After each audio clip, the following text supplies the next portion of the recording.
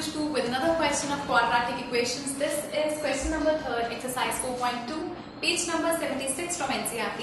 The question is, find two numbers whose sum is 27 and product is 182. हमें ऐसे दो numbers निकालने हैं जिनको ऐड करने पर 27 आए, लेकिन इनको मल्टीप्लाई करने पर मतलब उनका प्रोडक्ट हमारे पास आए 182. तो सबसे पहले जब आप कोई linear equation in two variables करते हो तो उसके अंदर आप दो वेरिएबल्स लेट कर पाते हो, एक x एक y.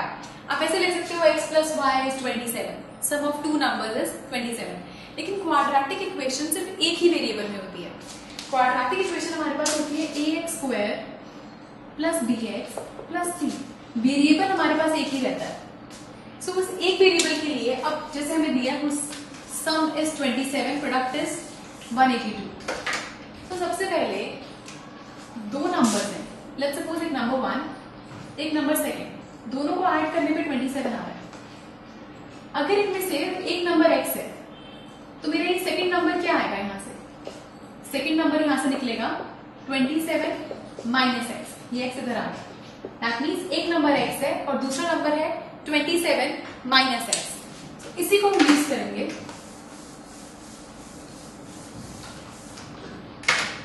Late one number be x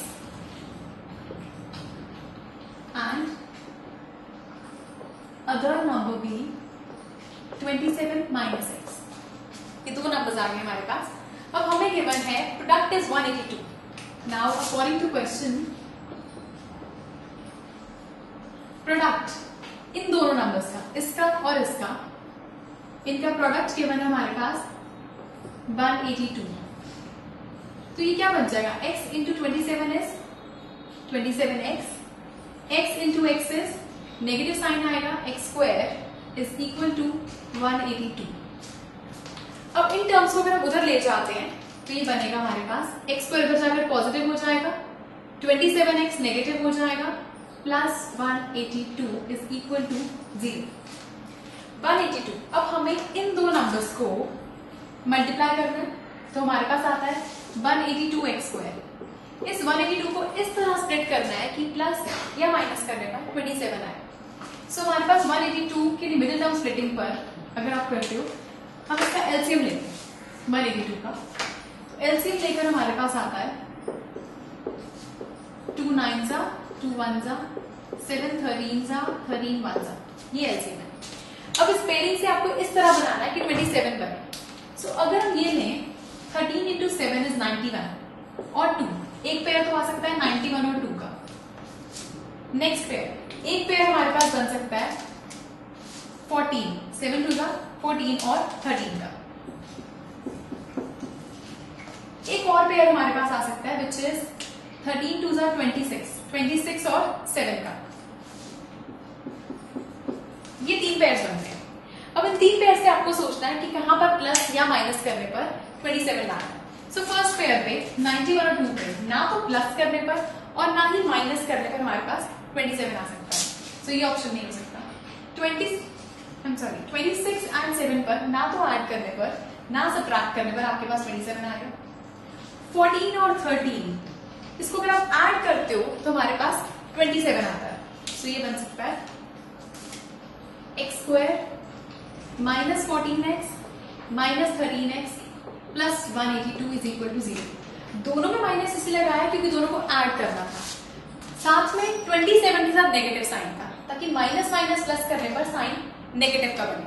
और इन्हीं दोनों नेगेटिव साइन वालों को आप मल्टीप्लाई करते हो तो माइनस से माइनस कैंसिल हो जाता है और मल्टीप्लाई होकर आता है 182. सो अब हम कॉमन निकालेंगे इन दोनों से और इन दोनों से. सो यहां से कॉमन क्या है? x, अंदर बचा x माइनस 14. इन दोनों में कॉमन है. अभी जब हमने 182 को स्प्लिट किया था तो स्प्लिटिंग में आ रहा था 14 और 13. दैट मीन्स इसके अंदर 13 है तो 13 यहां से कॉमन आ जाएगा. अंदर बचा x माइनस प्लस माइनस. जब 13 हम निकाल चुके हैं तो बचा हमारे पास 14. यहां पर आ गया 14 इज इक्वल टू 0.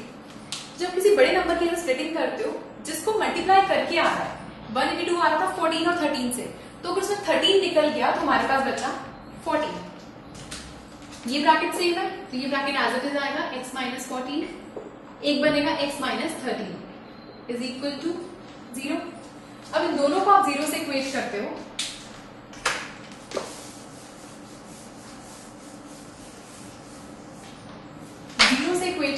तो आता है x माइनस 14 इक्वल टू 0 और x minus 13 equal to 0। So x is equal to 14, x is equal to 13। उधर जाके पॉजिटिव हो गए। सो अगर हमारा वन नंबर 14 है, अदर नंबर वुड बी 13। क्यों? क्योंकि दोनों नंबर्स को ऐड करके 27 आ रहा था।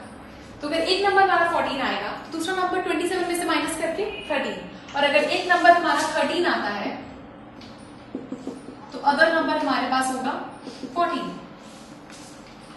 तो आप उसको सिर्फ इतना भी दिखा सकते हो, अगर एक नंबर 14 है, दूसरा नंबर 13 है, एक नंबर 13 है, दूसरा number 14। So 13 is the answer. So splitting करते वक्त जो आप एलसीएम लेते हो, पेयरिंग बनाते हो, उसमें ध्यान रखना है साइन यहाँ पर कौन सा पुट करना है, अकॉर्डिंगली देखकर। This was third question of exercise 4.2 from NCERT. If you have any doubt, please do write to us. जो नीचे स्पेस given है उसमें लिखिए, and do watch the next video for some more questions. Goodbye.